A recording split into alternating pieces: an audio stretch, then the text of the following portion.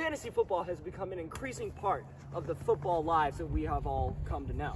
Many students are part of fantasy football leagues, help spice up the games every single Sunday, and help make a little bit more fun with your friends. Now, many students are continuing to do things that might not be the best conduct. We learn about that in this story. We brought in a league from North Central to investigate how their league operates. We interviewed a bunch of their members to see how a league should go. So, what is your favorite part of the NFL? Probably playing fantasy football. Probably like fantasy football. Probably fantasy football. And what about fantasy football makes it so appealing? You can look at all the games and you have people to root for, not just the Colts. So like you can watch any game and you're always interested. There's never any boring games. It adds more excitement to the other matchups.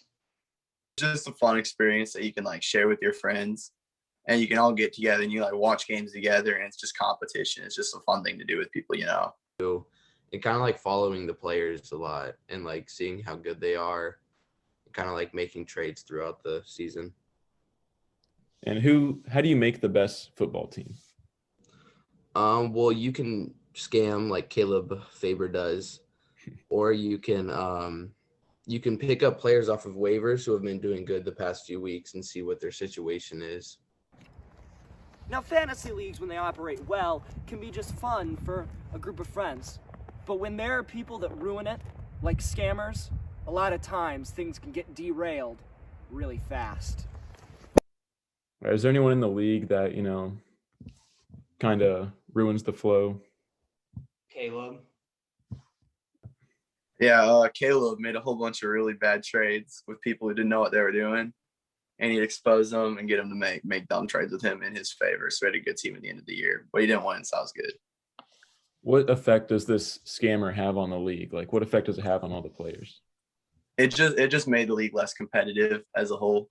I mean, whenever his team's winning a lot of the games, it just makes the league less fun, and then it makes some teams worse. Those teams are easy wins. But at the end of the day, he didn't end up winning the league, that was good. Caleb, your peers say that you are a scammer. What do you have to say about that? I say I am not a scammer. It's part of the game. You want to have the best team you can in fantasy football.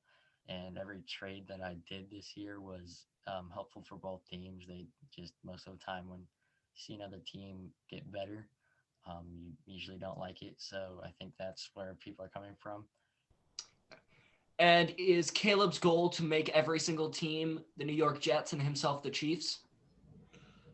I think so, but I think what he's also trying to get at is he makes fair trades sometimes, but he also just like they bamboozle me so much that it's just like we might remove him from the league.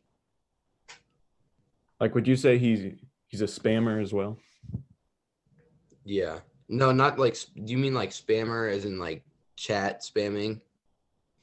Chat and trade spamming. He's a trade spammer, but sometimes he spams me sometimes and asks like for unfair trades a lot. Is the effectiveness of a group chat in a fantasy football league? It gives a fun way for people to like text each other and communicate during the games, or like when the games are happening. If we're all watching them, we can talk about what's going on.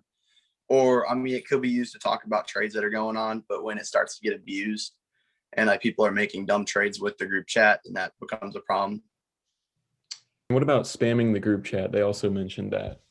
That just helps, but everyone spams in the group chat. It's not just me. Right. See, fantasy leagues can be a lot of fun when it's done right, but there's always going to be someone to mess things up. All right, go.